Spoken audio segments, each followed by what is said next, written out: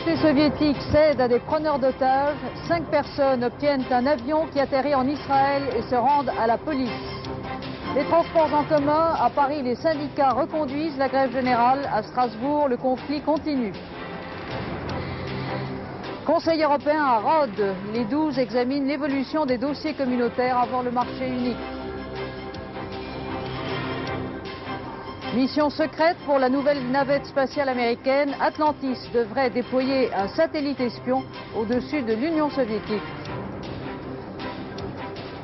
Au tableau d'honneur de la semaine et du Téléthon qui commence ce soir, une ville généreuse qui a beaucoup souffert. Madame, monsieur, bonsoir, bienvenue à Lyon, bienvenue à la gare de la Part-Dieu où il fait un peu frisquet, il faut bien le dire.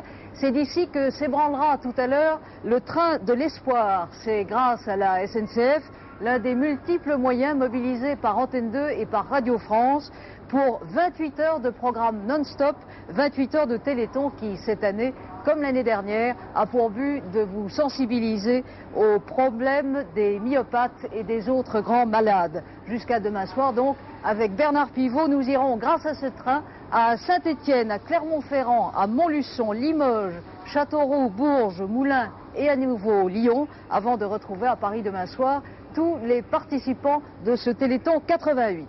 La myopathie, vous le savez, est cette maladie génétique qui atrophie progressivement l'appareil neuromusculaire et qui, pour le moment, est incurable. Pour les enfants qui en sont victimes, ils sont 15 000 en France, pour leurs familles aussi, c'est un calvaire qui est aussi une leçon de vie et de courage. Hervé Garciou a 18 ans. Pour vous, l'année dernière, il jouait du violon. Cette année, à cause de sa maladie qui évolue, il ne peut plus tenir son violon, mais il joue du piano.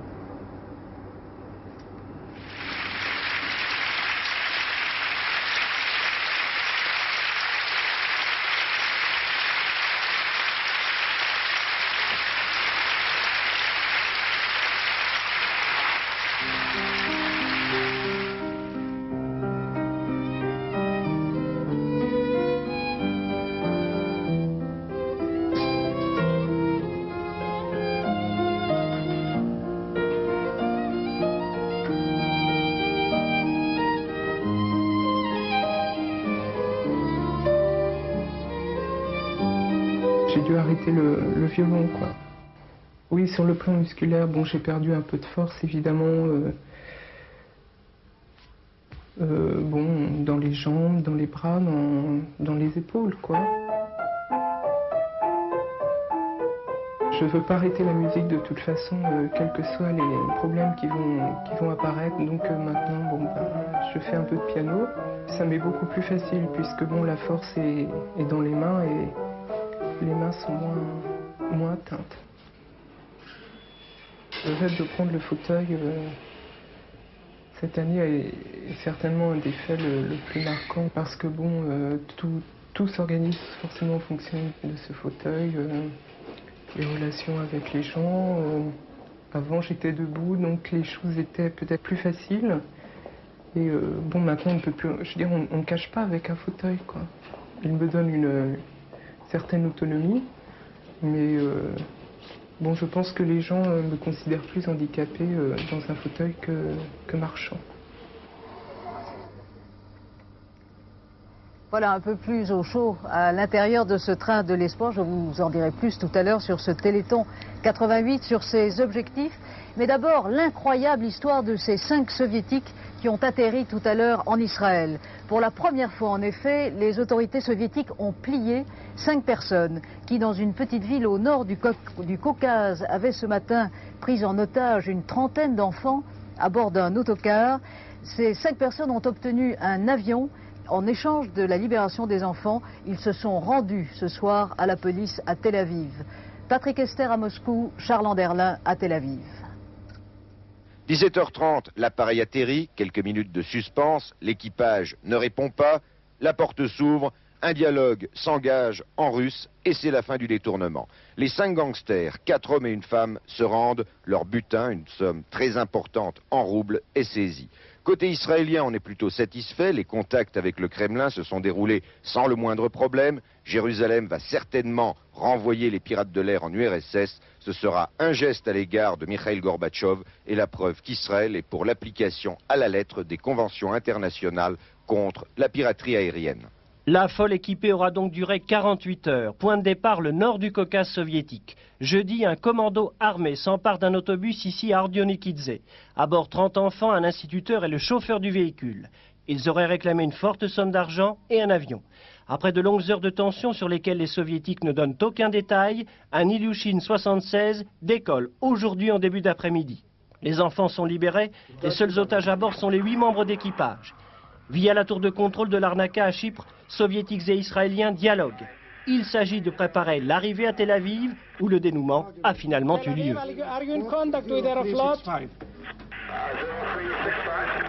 Le simple fait de rendre public cet acte de piraterie, c'est en soi la preuve d'un profond changement ici en URSS. C'est la première fois en effet que les soviétiques annoncent un détournement d'avion alors que l'affaire est encore en cours. Albert Vlasov, le directeur de l'agence Novosti, a donné cet après-midi à Moscou une conférence de presse dans laquelle il a traité les 4 auteurs du détournement de bandits. Je cite, la direction du pays, a-t-il dit, a décidé pour sauver la vie des otages de fournir à ces bandits un avion Ilyushin de l'aéroflotte. Et c'est peut-être ce qu'il y a de plus exceptionnel dans cette affaire. Les autorités soviétiques ont cédé aux exigences des pirates et c'est la première fois après avoir été très longtemps très ferme sur ces affaires de détournement. Voilà, contrairement à ce que l'on a cru une bonne partie de la journée, il ne s'agirait donc pas de juifs soviétiques cherchant à tout prix à émigrer. Il s'agirait de droit commun qui avaient donc à bord de l'appareil un butin. Ils se sont donc rendus tous les 5 tout à l'heure à la police israélienne et seront sans doute expulsés vers Moscou. Les grèves dans les transports en commun, rien ne roule à Strasbourg. À Paris, les discussions entre la direction de la RATP et 4 syndicats ont échoué. La grève générale est donc reconduite. Les transports de remplacement seront allégés pendant le week-end. Coût du dispositif, 1 million de francs par jour. Christophe Martet. Pas d'éclaircie sur le front des grèves à la RATP en fin de semaine, même si la direction continue de rencontrer à tour de rôle les différents syndicats. Ce matin, on constatait une baisse du trafic des bus suite à l'appel à la grève des 4 syndicats. Dans le métro, peu de changements par rapport aux jours précédents. Certaines lignes ne fonctionnent qu'avec une rame sur 2. Enfin, ce week-end, il n'y aura pas de service minimum sur la ligne A du RER. Cette grève dans les transports parisiens provoque la colère des petites et moyennes entreprises.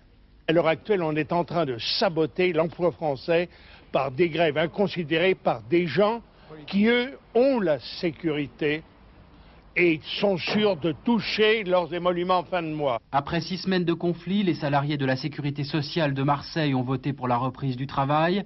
Une enveloppe budgétaire supplémentaire a été attribuée, notamment pour des augmentations salariales et l'aménagement des horaires. Le travail reprendra lundi. Grève encore dans plusieurs centres de tri postaux, Marseille, Bastia, Bordeaux, Clermont-Ferrand et Amiens, où selon la direction, 900 000 objets sont en attente, malgré le fonctionnement d'un centre de tri parallèle. À l'Assemblée nationale, les députés tout à l'heure ont refusé d'étendre à la RATP et à la SNCF l'amendement de l'UDF Alain Lamassoure qui prévoit, vous le savez, la retenue d'un jour de salaire, un jour entier, pour 1 heure de grève. La CFDT pense ses plaies. Je vous le disais avant-hier, la direction du syndicat, suivant les conclusions de son congrès, a décidé d'exclure certaines sections PTT et santé coupables, aux yeux de la direction, d'insubordination et de confusion avec les coordinations que l'on avait vues à l'œuvre dans différents conflits sociaux. La situation à CFDT Santé, Françoise Joly, Ève Mété. Hier, ils participaient à la manifestation des professions de santé. Pendant plus d'1 mois, ils se sont battus sous la bannière des infirmières. Aujourd'hui, ils ne comprennent pas ce désaveu de leur syndicat. Je ne vois pas le reproche qu'on puisse nous faire d'avoir soutenu des coordinations qui étaient totalement représentatives de la grande majorité des personnels concernés, que ce soit les infirmières, les aides-soignants ou les autres catégories. Je crois qu'on nous reproche aussi peut-être sans doute d'avoir eu une méthode, tout ce qu'il y a de plus démocratique pour agir, c'est-à-dire que c'est réellement la base, les salariés qui ont eu enfin réellement la possibilité de s'exprimer et de revendiquer, et je ne comprends pas. Et pourtant, leur sort avait été réglé dès la semaine dernière par la voix même d'Edmond Maire. L'intolérable est atteint.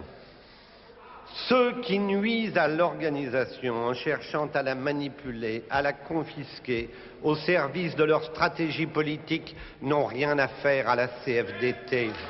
Premier grief de la direction de la CFDT, ces délégués ont mis à la disposition de la coordination des infirmières les locaux, le matériel et le téléphone du syndicat. Mais il y a encore plus grave, ces délégués CFDT, dont certains, selon la fédération, appartiennent à la Ligue communiste révolutionnaire, ont privilégié la coordination contre la ligne du syndicat. On a entendu nos propres militants CFDT dire syndicat trahison, déchirer la banderole de la fédération, un climat de haine vis-à-vis de leur propre organisation qui n'est pas tolérable. Pour remettre de l'ordre dans ses rangs, la CFDT a donc suspendu près de 300 sections syndicales dans la région parisienne, une première dans l'histoire de la CFDT. Rififi chez les socialistes du Nord. L'affrontement a été rude hier soir à Lille lors de la réunion de la communauté urbaine entre Pierre Mauroy, le maire de la ville, et Arthur Notebaert qui a démissionné de la présidence. Roland Sicard. Insupportable. Les insultes, nous sommes des élus à part entière. Nous n'avons pas à être insultés qui que ce soit, président. Verbeau joute plus que musclé, même si elle n'est qu'oratoire. Dans le Nord, on appelle déjà cela la guerre du roi Arthur contre les chevaliers de la table ronde. Roi Arthur pour Arthur Notebaert, le président socialiste de la communauté urbaine, chevalier pour Pierre Mauroy, le maire de Lille, ainsi que 4 autres maires de l'agglomération, de PS et de IDF qui s'étaient réunis autour de la même table pour présenter une charte de développement de la métropole lilloise. Un geste qu'Arthur Notebaert considère comme une révolte, presque une révolution contre son autorité. En somme, un crime de lèse-majesté dont Pierre Mauroy, nommément mis en cause, a fait les frais, le tout dans une ambiance un peu fin de règne. Je m'excuserai de quitter la salle pour quelques minutes. Pierre Mauroy est parti, mais c'est finalement Arthur Notebaert, accusé de forfaiture, qui a dû démissionner. Président, au revoir et un séjour. Une nouvelle passe d'armes entre socialistes dans une fédération du Nord où l'on s'est déjà bagarré pour la présidence du Conseil général. Au PS, à Lille comme à Marseille, les places sont chères. Oui, à Marseille, la nuit dernière, Pierre Mauroy, au nom du Parti socialiste, a adjuré Robert Vigouroux de renoncer à maintenir sa candidature à la mairie. Mon fils est un doctrinaire qui veut convaincre, mais il tient bien sa boutique. François Mitterrand ne l'aime pas, il faut dire qu'il lui a donné quelques coups de pied. Fin de citation. C'est un aperçu de l'étonnant entretien accordé par Yves Rocard, le père du Premier ministre, au journal Le Figaro ce matin. Attentat la nuit dernière à Athènes. Un groupe terroriste d'extrême gauche a provoqué à coups d'explosifs de gros dégâts matériels, vous le voyez, notamment dans les bureaux de la Communauté européenne. Il entendait ainsi signifier son opposition au sommet qui a commencé tout à l'heure à Rhodes. Il s'agit d'un Conseil européen de routine où la seule surprise aujourd'hui, il faut bien le dire, a été l'apparition de la maîtresse attitrée et très contestée du Premier ministre grec. À Rhodes, Georges Bortoli. Dans la citadelle de Rhodes, tout au bout de la rue des Chevaliers, le palais des grands maîtres, construit au XIVe siècle et restauré façon 1930, abrite les secrets des 12. Méthodique et prudent, Jacques Delors évite les sujets trop brûlants, tandis que Felipe González se prononce fougueusement pour l'Europe de 93, dont Mme Thatcher se méfie toujours autant. Si Rhodes est une île, l'Angleterre aussi. M. Mitterrand voudrait lancer une grande Europe de l'audiovisuel grâce à la technique, système européen de haute définition, et à la production de programmes en commun.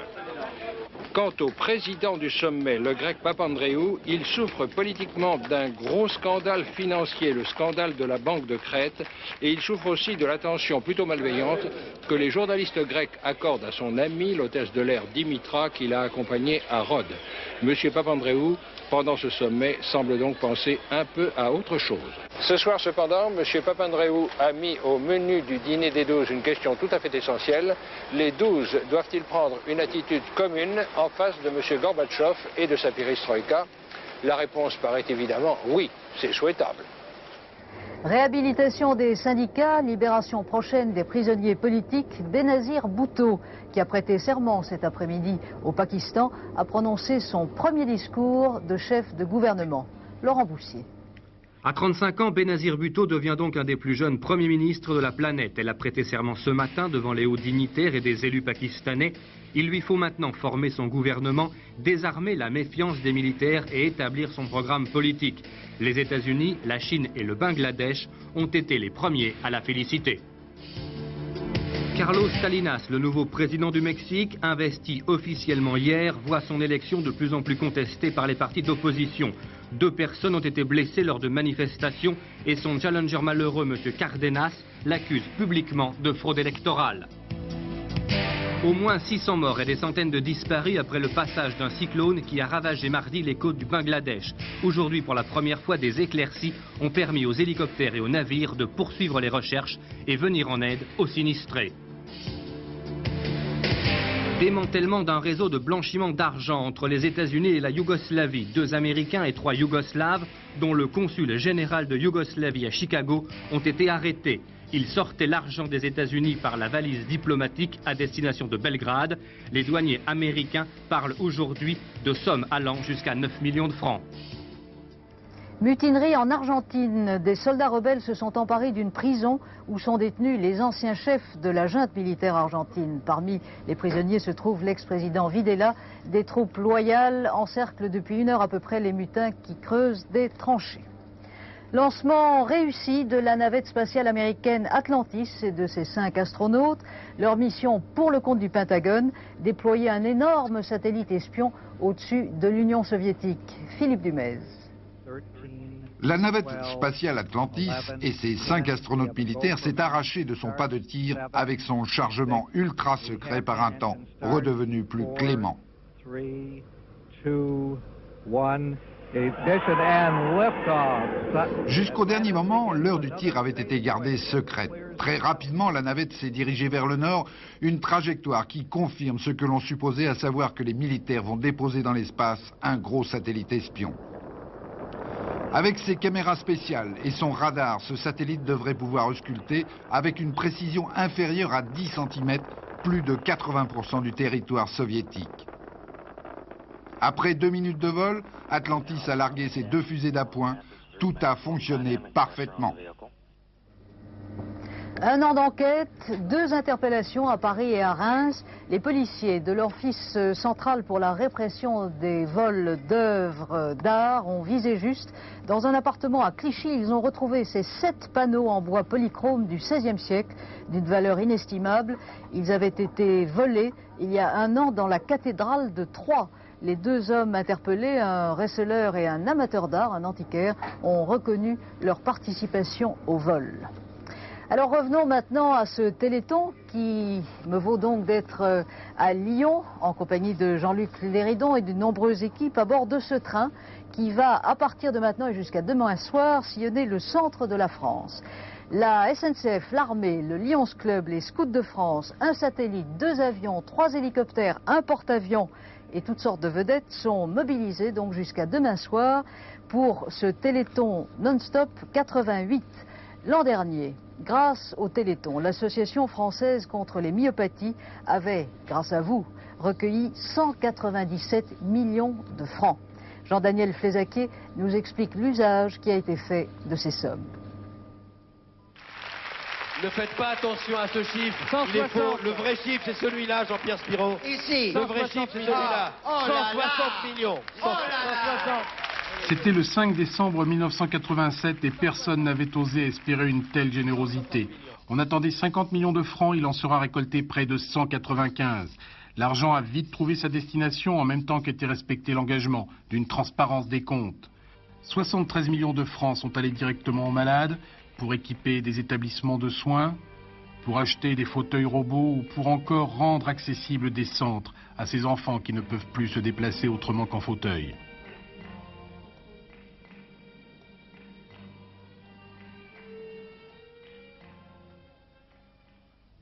Plus de 100 millions de francs ont été injectés dans la recherche. Documentation scientifique, matériel, équipement, là encore. Une recherche qui n'a pas seulement servi aux myopathes, mais dont les retombées concernent d'une part les maladies neuromusculaires comme la myasthénie, la sclérose latérale amyotrophique ou la sclérose en plaques, d'autre part des maladies génétiques comme la mucoviscidose ou l'hyperthermie maligne. Bénéficiaires de la générosité des Français, les myopathes et leurs associations n'ont donc pas voulu être égoïstes. Et l'ouverture du Téléthon 1988 à une dizaine d'autres affections en est la meilleure preuve. Donc cette année, c'est vrai, d'autres associations, donc outre l'association française contre les myopathies, vont bénéficier de votre générosité. Elles se consacrent, Jean-Daniel Flezaquier vient de vous le dire, à d'autres maladies graves et elles revendiquent, bien sûr et c'est normal, leur part de solidarité. C'est tout le problème posé par ce genre d'opération. Michel Gilibert, bonsoir, vous êtes à Paris. Vous êtes, on le sait, le secrétaire d'État en charge des handicapés. Est-ce que vous n'êtes pas gêné par une opération d'une telle ampleur qui bénéficie quand même prioritairement à une catégorie de malades? Alors d'abord, il faut quand même féliciter tout le monde, que ce soit le président Barato, que ce soit enfin, toute la solidarité, les chefs d'entreprise, toutes les personnes qui participent à ce merveilleux élan de solidarité. Cela dit, il est évident que les uns pourraient être les autres. Je le dis souvent, et c'est pour cela que tout le monde doit demain se ruer, et dès maintenant, je ne sais pas, se ruer pour participer à ce Téléthon. Aujourd'hui, il y a une ouverture, vous l'avez souligné, pour d'autres associations.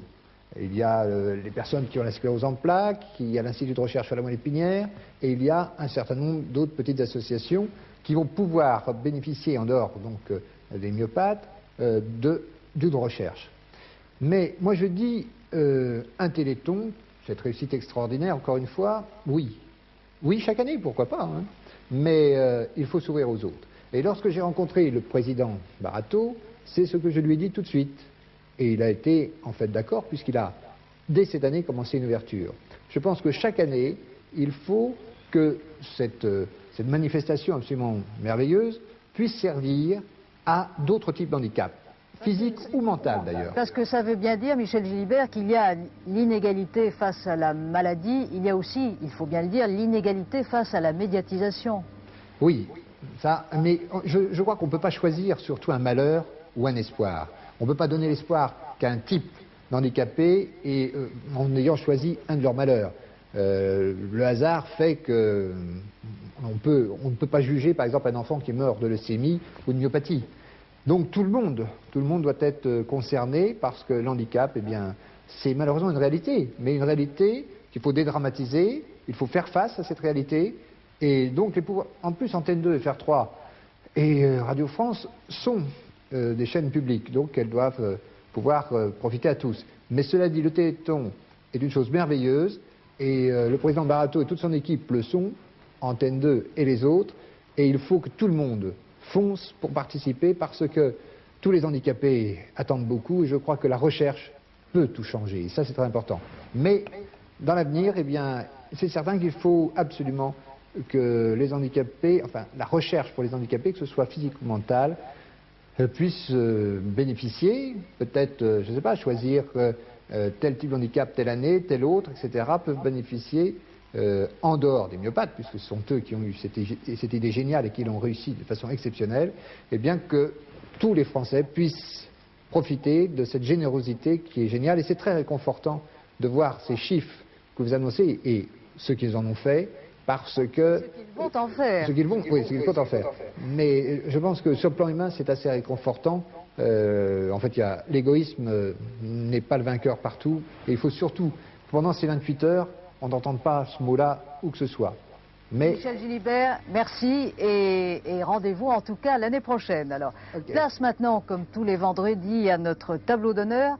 Notre choix ce soir, une ville qui abrite l'un des centres de promesses qui vont recueillir vos fonds, une ville qui a beaucoup souffert il y a tout juste 2 mois, la ville de Nîmes. Jean Bousquet, bonsoir, vous en êtes le maire. Alors, quelle va être la contribution de Nîmes à ce Téléthon 88 ? Eh bien, effectivement, on se posait la question, après ce drame du mois d'octobre, si nous devions continuer donc ce Téléthon, mais la solidarité pour Nîmes a tellement été fantastique que nous nous sentions très redevables. Et je crois qu'aujourd'hui, la ville de Nîmes, et quand on a subi une telle épreuve, on comprend peut-être mieux encore celle des autres. Alors je crois que toute la ville est prête, que tous les jeunes déjà se manifestent et essaient de donner le maximum de dimension à cette opération. Car effectivement, Aujourd'hui, on doit employer nos bras, on doit employer nos cœurs pour tous ceux qui souffrent. Je crois que Nîmes l'a bien ressenti le mois dernier. Alors on a envie de faire quelque chose et aujourd'hui pour le Téléthon. Bravo Jean Bousquet, est-ce que les plaies de Nîmes sont quasiment effacées, cicatrisées 2 mois après? Presque. Nous sommes quand même encore convalescents et il y a beaucoup de sinistrés qui vont passer un hiver difficile. La solidarité a été fantastique. On les aide, mais néanmoins, ils sont très touchés dans la personne. Jean Bousquet, merci. Merci aussi merci à tous les Nîmois d'être à ce rendez-vous du Téléthon 88 qui va donc être lancé dans un instant avec Gérard Rolls et Claude Sérillon. Moi, je vous retrouverai dans un quart d'heure dans ce même train avec Bernard Pivot, très vite encore. L'information avant tout, je vous donne les pronostics de Pierrette Bresse pour le tiercé demain à Saint-Cloud. Les voici sur votre écran. Le 14, le 12, le 8, le 21, le 2, le 4, le 7 et le 6. Voilà, dans un instant, comme tous les soirs, mais une demi-heure plus tôt que d'habitude, le temps de demain. Et rendez-vous donc pour 28 heures de programme non-stop sur Antenne 2, le Téléthon 88. À tout à l'heure.